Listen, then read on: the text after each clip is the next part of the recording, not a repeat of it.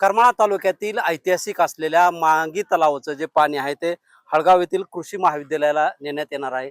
याला जो आहे तो करमाळ्यातील मांगी तलावावर अवलंबून असलेल्या शेतकऱ्यांकडून जो आहे तो विरोध केलेला आहे। यावेळी जे आहे ते त्या तलावावरती अवलंबून असणारे सर्व शेतकरी यांच्या वतीने जे आहे ते आज करमाळा तहसील कार्यालय या ठिकाणी जे आहे ते निवेदन दिले आहे। आंदोलनाचा देखील इशारा दिलेला आहे। काय सांगाल नेमकं काय कशाबद्दल तुमचं आंदोलन असणार आहे, कशा पद्धतीने आहे?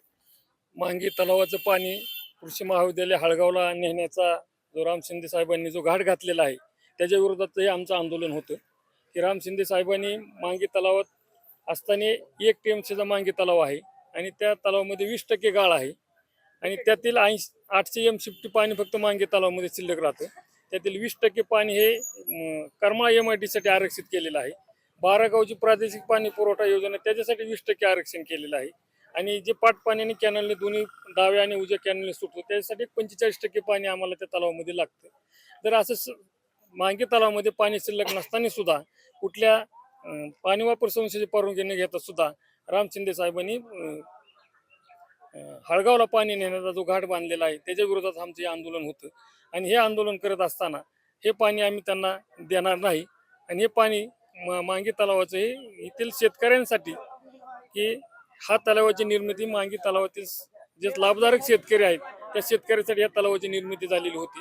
परंतु शिंदे साहेबांनी हे पाणी कुठली परवानगी न घेता हळगावला नेण्याचे जे काम चालू आहे त्याचा आम्ही जाहीर निषेध करतो आणि हे पाणी आमच्या हक्काचं आहे ते आमच्यासाठीच राहिलं पाहिजे यासाठी आम्ही या आंदोलनात केलेलं आहे। अजून देखील शेतकरी आपल्या बरोबर आहेत, काय प्रतिक्रिया असणार आहे? सरकारने जो निर्णय घेतलाय तो शेतकऱ्यांवर अन्यायकारक आहे आणि कुठल्याही शेतकऱ्याला ह्या निर्णयाबद्दल माहिती नसताना म्हणजे शेतकऱ्यावर हा निर्णय थोपवण्यात आलेला आहे। नक्कीच अजून देखील शेतकरी या ठिकाणी आहेत, काय तुम्हाला काय बोलायचं या संदर्भात? आज काय आहे, आमच्या तलावावरलं जे पाणी जाणार आहे ते आमच्यावर अन्याय होण्यासारखं आहे। तर जर राम शिंदे साहेबांनी पाणी वरनं आणावं, काय वरनं जर पाणी आणलं तर आमचा विरोध राहणार ना, आम्ही त्यांना स्वतः मोटर बसून तिथं चालू करायला जाऊ, पण पाणी जर नाही आणलं तर आम्ही त्यांना त्यांच्या मोटरी म्हणजे पाईपलाईन होऊन देणार नाही। नक्कीच अजून पाहतोय की या ठिकाणी शेतकरी संघटनेचे पदाधिकारी देखील या ठिकाणी आहेत, काय प्रतिक्रिया असणार आहे या संदर्भात? या ठिकाणी महाराष्ट्र राज्याचे नेते माननीय सभापती साहेबांनी हळगावला जो पाणी नेण्याचा प्रस्ताव दाखल केला मांगीवरनं, प्रथमतः मी त्यांचा निषेध करतो, कारण त्यांनी आधी वरनं पाणी आणण्याची व्यवस्था करावी, अन्यथा आम्ही जर पाईपलाईन तर होऊन देणारच नाही आणि जी पाईपलाईन करायला येणार आहेत त्यांना त्या पाईपलाईन काढून मारू। आता आम्ही 22 तारखेला सोमवार रस्ता रोको नियोजन केलेले, जर आमचा रस्ता रोको करून जर मागण्या मान्य नाही केल्या तर आम्ही तरुण पोरं जलसमाधी घेऊ मांगी तलावात। नक्कीच अजून देखील शेतकरी संघटनेचे पदाधिकारी आहेत, तुम्हाला काय बोलायचंय? एकतर मांगी तलावाचा कुकडी लाभ क्षेत्रात समावेश नाही आणि पाणी आपलं तलावात जे येतंय ते इतर ओढे नदी नाल्याचं येतंय आणि आता तात्याजी बोलले 20% गाळ आणि 40% जे पाणी आहे ते इथंच लागतंय आपलं बालेवाडी संगोबा म्हणजे आपल्याच तालुक्याला लागतं। मग राहिलेलं निम्म सुद्धा शिल्लक राहत नाही तिथं। मग त्या निम्म जर शिल्लक राहत नसेल तर मग तिकडे दिल्यावर काय राहणार शिल्लक? इथल्या शेतकऱ्यांनी काय करायचं असाच देखील प्रश्न पडलेला आहे सर्वांना।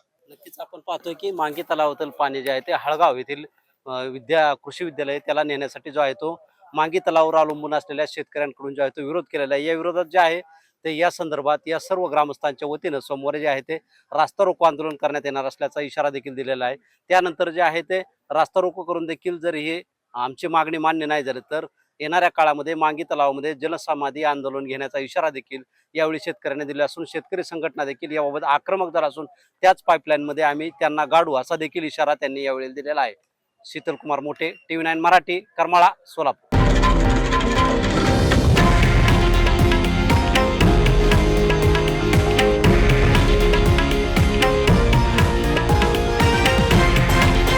हे आहे देशातील नंबर 1 न्यूज नेटवर्क आणि आपण पाहत आहात TV9 मराठी, एकमेव।